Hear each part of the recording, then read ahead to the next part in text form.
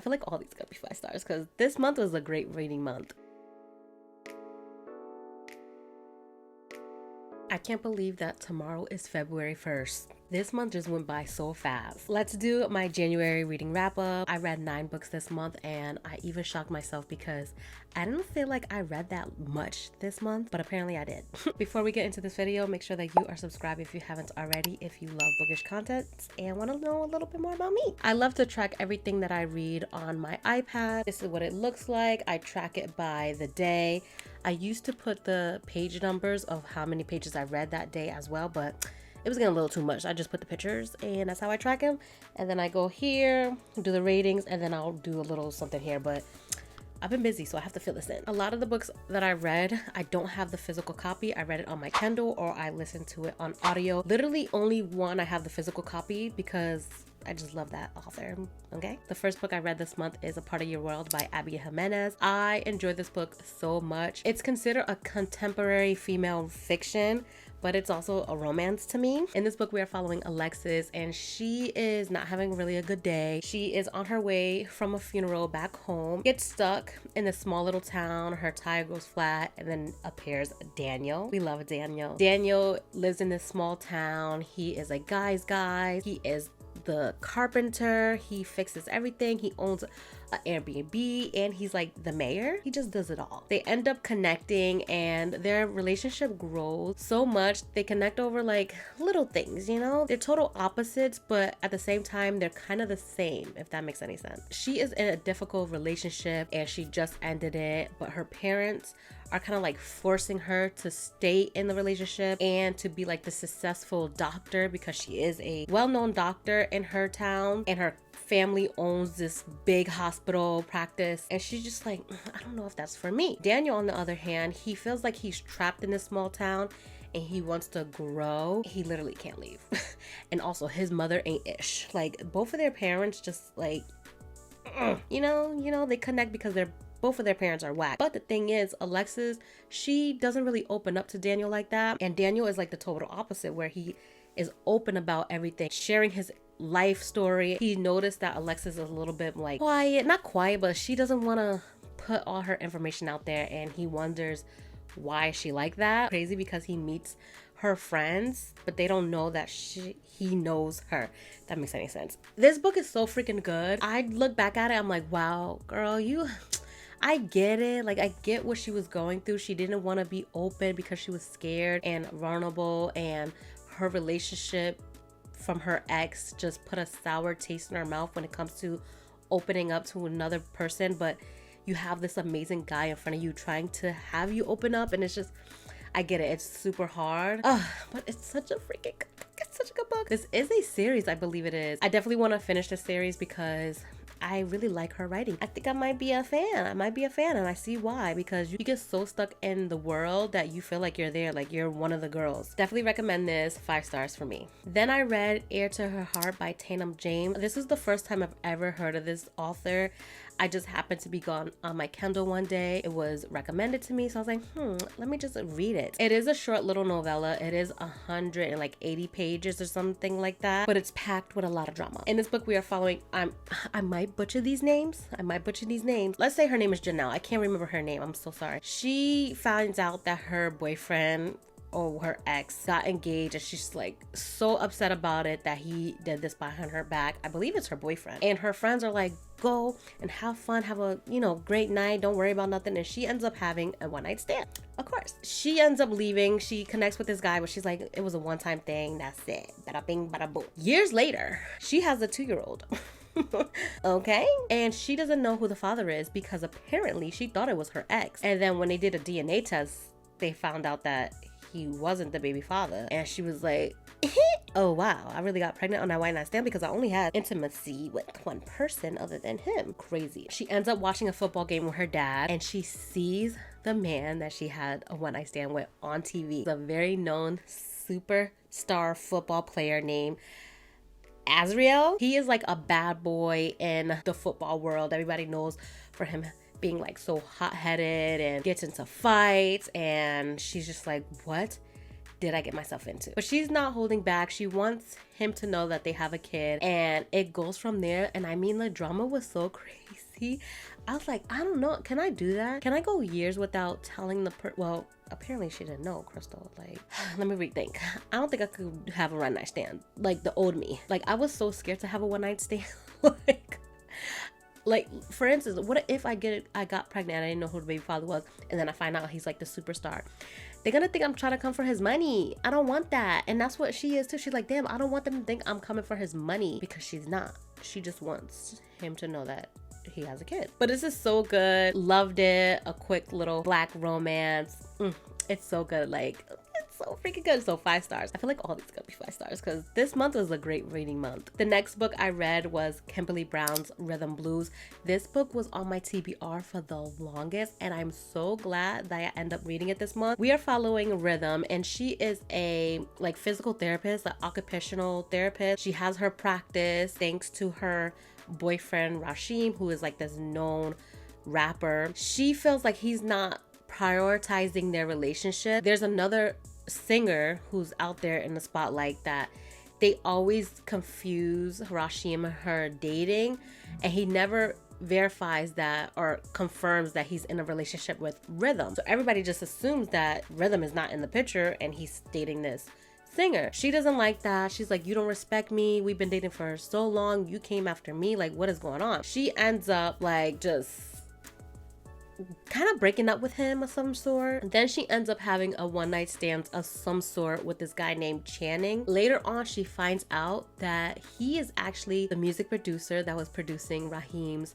album. Boy, oh boy, oh boy, the drama was dramatic. I mean, I was so shook in this book. I mean, there was some lines in there that I was just like, if a man would have said that to me, I would have been dying. A situation happened and I just was like, I would have been speechless. This book was so good. If you have not read this book, go and read it. Definitely a 5-star read for me. I enjoy every little bit of it. Oh my god, the grandma, Channing's grandmother, it's not a spoiler, but she is a patient of Rhythm, and she's like, yo, your grandson is so funny. She's like, my grandson is so fine. But she didn't put the 2 and 2 together that was her grandson. It's so freaking good. You guys have to read this book.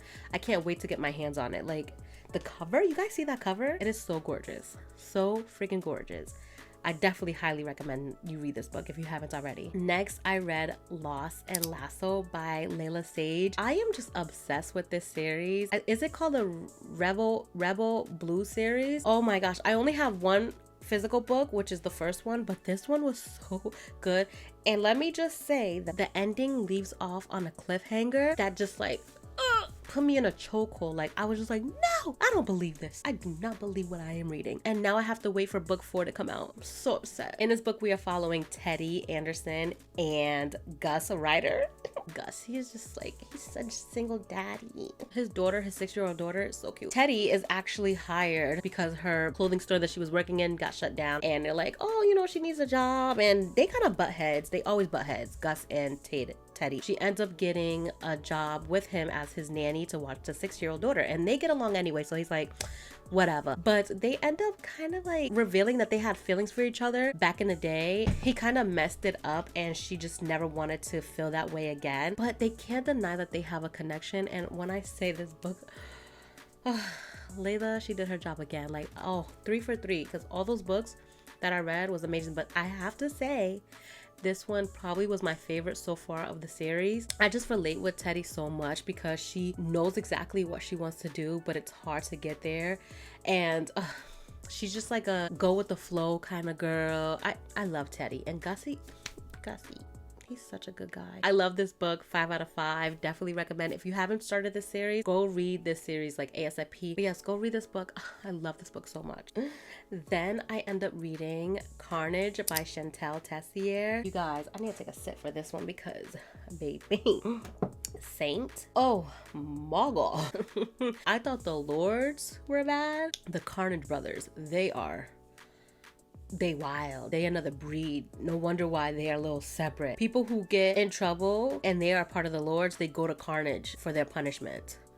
If you have not read this series, you need to start it like ASAP. You cannot go into Carnage without reading the Lord. So the rituals, the sacrifice, and the sinner. Like, you have to read those. And I definitely said that wrong. It's the ritual, the sinner, and then the sacrifice, okay? Carnage, we're following Saint, and he is one of, like, I don't want to say the leader of the Carnage boys, but that's the vibes I get. And he is going after basically Ashton, whatever. And what's crazy is that he kind of shares her with his other brother. They're in a brotherhood, like, but they're not blood brothers, if you feel what I'm saying. This is crazy, but it's like, I don't even know exactly what to say about this book because there's just so much that goes on. Let's just say that they take over Carnage because of their fathers, and their fathers ain't ish. Ashton, she goes through some things with her mother, just everything. Like, it's just, this one was packed with so much drama. I couldn't even comprehend. I was like, wait, hold on. What the F? But it was so good. It was so good. And what's crazy, like I was saying, that he shares her with his brothers, and I mean, I'm just gonna say it. Hayden, he's my favorite. And let's move on because I end up reading Madness right after. So Carnage, 5 stars, 5 stars. Definitely recommend. Madness, Hayden. Oh, Hayden is my baby. If I had to rate everybody right now from how I feel, including the lords, the ritual, the sacrifice, the sinner, them, Hayden is gotta be one of my favorites. Like, he ride or dies for his girls who he cares about. And I'm saying that he dies. Like, I'm just saying he's a ride or die. If you read the book, you know exactly what I'm talking about. If you didn't, don't take me literal or not. Go read it for yourself. Hayden in Madness, you know, going through some things that end up in the first book that you find out. And Charlotte, aka Annabelle, comes on as an assignment from the lords to get close to Hayden. And he kind of falls for her. I mean, who wouldn't? She's a baddie. You feel me? Like, I like her. Honestly, now thinking about it, I think she's one of my favorite female characters in this whole series. I like her. She was doing a job, but she fell for your boy, and and it's so spicy. Both of them, Madness and Carnage, they're so spicy. Like, I was just leaving like but Madness was some stuff in there. I was just like, ouch, I feel it, ouch.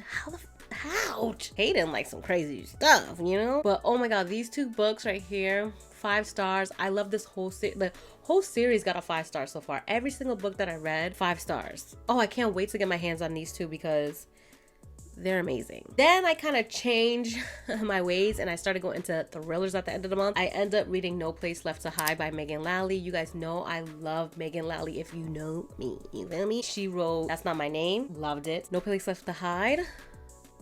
Fire. In this book, we are following Brooke, and she is celebrating the end of her senior year, her going into Yale, and she has a little stalker. Her stalker knows about a situation, a little accident that happened the year before, is a little nervous that they're gonna put that information out to the public because she is such a, like, perfect, pretty little princess. She can't look bad to the public eye. You know, it will ruin her. Her stalker is, like, pressuring her to put this information out. They're like, listen, if you don't put it out yourself, we're gonna do it for you. And if we do it, it's gonna look even crazier. And then her and her close friend, they are in the car leaving or heading to a party, and the stalker is following them. Bro, the way my heart would have been pounding out of my chest if somebody was chasing me down the road with my bestie in the car. I'm like, girl, like... I would have confessed everything to her, like, and be like, listen, this is what happened. I need to see if you ride or die. Point blank period. She doesn't do that. She, like, kind of skims around, you know, what's going on. She doesn't really want to talk about the stalker or whatever, but I mean, apparently she has to because she's stuck. There's no place to go. Megan did her job again. 5-star read for me. This is a YA thriller. If you want to get into thrillers, I feel like this is going to be perfect for you. If you've been reading thrillers, this is like a quick little fun read. Definitely recommend it. So freaking good. Then I was sitting down filming another video and I was talking about Alice Feeney. She wrote Rock, Paper, Scissors. I noticed that she came out with a new book called Beautiful Ugly, and I got the audio on Libby and I was the first person. I was like, oh my gosh, I cannot wait to listen to it. I listened to it and bro, she is amazing. Alice Feeney is amazing. In this book, we are following Grady Green. He is an author. He's not really in a good headspace. He's going through some things, and he gets a call from his wife, and his wife is a little nervous because she's like, it's pouring down, and there was a lady in the middle of the road, and he's telling her like, don't get out of the car. Like, what do you mean? She's like, come on, like if that was me in the middle of the road, you wouldn't want somebody to help me? He's like, nah, get your ass in the car. But she goes out, and he ends up going to the location where she was last, sees her car, it's still on, but he cannot locate his wife. A year later, she is still missing. He's going through a lot, and his publicist is like, listen, I think you should get away, have a clear mindset, and you can go and write as much as you could. So she invites him to this island that is like secluded from like you having a cell phone, you having a car, like it's just like mad in the place of nowhere in Ireland. He ends up seeing someone that looks just like his wife, and he is just like what the heck? Same coat that she was wearing, everything, and it's just like wild. He's a little freaked out. He gets to the island, he meets, you know, the person driving the truck, and it's like, oh, you're here to visit. He noticed that like this cabin is very weird. Little messages are coming out of nowhere. There's no birds on the island. Then he finds it a little creepy that, you know, little details that he was finding out were from like people that passed away. Bro, this book is so freaking good. The twist in this, I was just like, what? Like, first of all, there was like a couple twists. The first twist, I was like, wow, that was wild. The second twist, I was just like, what? I was like so mad. Like I was like, you mother. The last part wasn't a twist, but it was just like the last scene of the book just was like, oh shoot. No, they did it. It was so good. It was like, wow, it was well deserved. But at the same time, like, that was tough, you know? If you read that, you know exactly what I mean when I said the last scene. One of my worst fears. Definitely, if you read the book, the ending is one of my worst fears. Let me know if you know in the comment section below what it is. Just put an emoji of that thing. You know exactly what I mean. And then I decided to read another Alice Feeney's book, Sometimes I Lie. This book was so freaking good, you guys. All the books I read this month were amazing. They were 5 stars. Every single one of them were 5 stars for me. This one we are following Amber, and she is in a coma. She realized that her husband doesn't love her, and sometimes she lies. Point blank, period. She's in this coma, but she can hear everything that's going on around her, and she's trying to figure out how she ended up in a coma and in the hospital. At first she doesn't remember what happened. She's trying to put little pieces together. Every time she falls asleep, she's like remembering little details, but also from like the present to the past and to the past when she was a child. In the past, we are reading these diary entries that is explaining like, oh, what happened, my best friend, my sister, this and this and that. This was such a good book. I kind of predicted like a little bit of like information, not exactly on the needle, like I was missing something, and when I put the whole picture together at the end, I was like, oh my god. Ending too like was wild. Oh, such a freaking good book. There was a part in this book that her husband, he saw something that nobody ever wants to see done to their wife, and it's just like, wow. I cannot wait to read the rest of Alice Feeney's catalog, because so far 3 books that I read, all 5 stars for me. Those were all the books I read in January. Let me know in the comment section below if you read any of these and what you thought about them, and what was your favorite if you read any. Let me know what you guys plan on reading for February. I'll be doing my reading hopefuls, and I low-key might change it a little bit because I am a mood reader. So if you guys have any recommendations on your end, just let me know in the comment section. And yeah, that's it. I'll see you guys in the next one. Bye.